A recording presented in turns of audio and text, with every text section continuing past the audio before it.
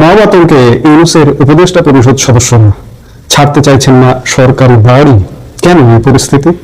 দর্শক, আপনারা গত 18 মাস যাবৎ বাংলাদেশে এক শ্বাসরুদ্ধকর অবস্থা দেখেছেন, যেখানে কোনো আইনের শাসন ছিল না, যেটি প্রকৃতির রাজ্য হয়ে গিয়েছিল।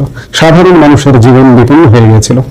উপদেষ্টা নামধারী কিছু লোকজন সরকারের দায়িত্বে ছিলেন, কিন্তু তারা সত্যিকার অর্থে খানিকটা ভাবলেশীন। এমনকি গণমাধ্যমে, মূলধারার গণমাধ্যমে এমন খবরও এসছে যে কিছু কিছু উপদেষ্টা এই মবের সাথে সরাসরি জড়িত ছিলেন। যাতে মব হয়, যাতে সমাজে বিশৃঙ্খলা থাকে এবং যাতে দীর্ঘ সময় ক্ষমতা উপভোগ করা যায়, দেশের মানুষকে অশান্তিতে রেখে এই উপদেষ্টা পরিষদ ক্ষমতা উপভোগ করতে চেয়েছিলেন, লুটপাট করতে চেয়েছিলেন রাষ্ট্রের পয়সা। আজকে যখন তারা ক্ষমতা থেকে বিদায় নিয়েছেন, এখনো সরকারি বাসভবন তারা দখল করে আছেন, কিন্তু তারাই আজকে মব আতঙ্কে আছেন। ভাগ্যের কি নির্মম পরিহাস! এই উপদেষ্টা পরিষদ, ইউনূস এবং উপদেষ্টা পরিষদের একটি সদস্যেরও বাকি জীবন, তারা যতদিন বেঁচে থাকবেন এই বাংলাদেশে যদি থাকেন, তাদের জীবন আসলে ভালো হবে না, তাদের জীবন আসলে সুখকর হবে না। তারা পাবলিক প্লেসে গেলে গণধোলাইয়ের শিকার হতে পারেন, মবের শিকার হতে পারেন। যার দরুন অনেকে হয়তো চতুর আছেন, এই চতুররা খুব শীঘ্রই দেখবেন আগামী 2-1 মাসের মধ্যে অনেকে দেশ ত্যাগ করে চলে যাবেন, কিন্তু যারা থাকবেন তাদের পরিণতি ভয়াবহ। বাংলাদেশের রাজনৈতিক ইতিহাসের এক অত্যন্ত গুরুত্বপূর্ণ ও বিতর্কিত অধ্যায় ছিল সাবেক অন্তর্বর্তী সরকারের 18 মাস।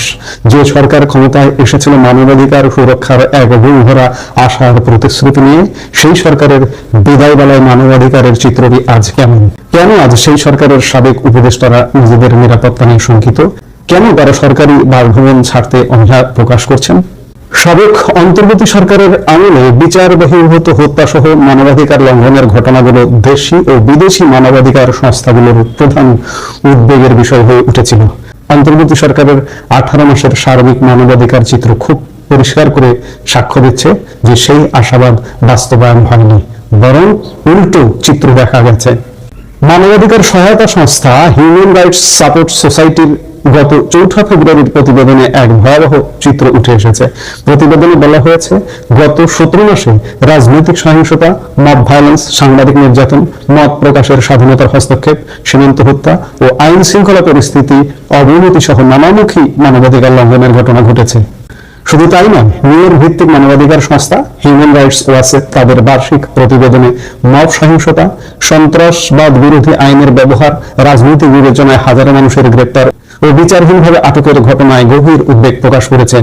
পরিসংখ্যানের দিকে তাকালে দেখা যায়, গত অন্তর্বর্তী সরকারের আমলে ক্রসফায়ার বা বন্দুকযুদ্ধের নামে বাহিনীগুলোর বিচার বহির্ভূত হত্যাকাণ্ড কিছুটা কমলেও আইন শৃঙ্খলা রক্ষাকারী বাহিনীর সঙ্গে সংঘর্ষ এবং হেফাজতে থাকা অবস্থায় ও নির্যাতনে 17 মাসে অসংখ্য মানুষ, শতাধিক মানুষ নিহত হয়েছেন।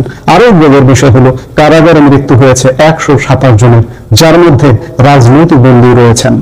অন্তর্বর্তী সরকারের আমলে মব সহিংসতা ও গণপিটুনি ছিল নাগরিক উদ্বেগের প্রধান কারণ। HRSS ও HRW উভয় সংস্থায় এই মব সহিংসতা নিয়ে উদ্বেগ প্রকাশ করেছে। তথ্য মতে এ সময় মব সহিংসতা ও গণপিটুনির 413টি ঘটনায় 259 জন নিহত ও 313 জন আহত হয়েছেন। এই পরিসংখ্যানটি প্রমাণ করে যে দেশে আইনের শাসন, বিচার ব্যবস্থা ও পুলিশি নিয়ন্ত্রণ কতটা ভঙ্গুর অবস্থায় পৌঁছেছিল। এটি আমাদের বিচার ব্যবস্থার জন্য একটি অশুভ সংকেত। এখন আসা যাক বর্তমান পরিস্থিতিতে। অবাক করার মতো বিষয় হলো যে মব সহিংসতার আতঙ্কে সাধারণ মানুষ ছিল, এখন সেই একই আতঙ্কে আছেন সাবেক অন্তর্বর্তী সরকারের কয়েকজন উপদেষ্টা সহ শীর্ষ পদের ব্যক্তিরা। যদিও বর্তমান সময়ে আইন শৃঙ্খলা পরিস্থিতির উন্নতি হয়েছে, তবুও সাবেক কয়েক উপদেষ্টা মনে করছেন তারা জনরোষের কবলে পড়তে পারেন। কেন পড়তে পারেন? কেন এই অস্থিতিশীল সরকারের অংশ হয়েছিলেন আপনারা? আপনাদের তো জবাব দিতে হবে। আপনাদের বিচারের মুখোমুখি হতে পারে। বিএনপি সরকার সেটি করবে কিনা জানি না, কিন্তু একদিন না একদিন আওয়ামী লীগ সরকার যদি কোনোদিন ক্ষমতায় আসে, তাহলে কিন্তু বিচার থেকে আপনারা রক্ষা পাবেন না। বঙ্গবন্ধু হত্যার বিচার করেছিল আওয়ামী লীগ, বিভিন্ন যুদ্ধাপরাধীদের বিচার করেছিল আওয়ামী লীগ। এই ইউনূস সরকার, ইউনূস এবং তার উপদেষ্টা পরিষদের প্রত্যেকটি সদস্যের বিচার হবে একদিন। আজকে মব আতঙ্কে তারা আপাতত সরকারি বাসভবন ছাড়তে অনীহা প্রকাশ করছেন। তাদের ধারণা, সরকারি বাসভবনের নিরাপত্তা বেশি, তাই সেখানে থেকে যাওয়া নিরাপদ। তবে গৃহায়ণ ও গণপূর্ত মন্ত্রণালয় সাফ জানিয়ে দিয়েছে তাদের বেশি দিন রাখা সম্ভব নয়। চলতি মাসের মধ্যেই তাদের বাড়ি ছেড়ে দেওয়ার ইঙ্গিত দেওয়া হয়েছে। বিশেষ প্রয়োজনে সর্বোচ্চ 1 থেকে 2 মাস সময় দেওয়া হতে পারে। তবে মার্চ বা এপ্রিল থেকে তাদের গুনতে হবে সরকার নির্ধারিত ভাড়া, এবং মার্চ বা এপ্রিল থেকে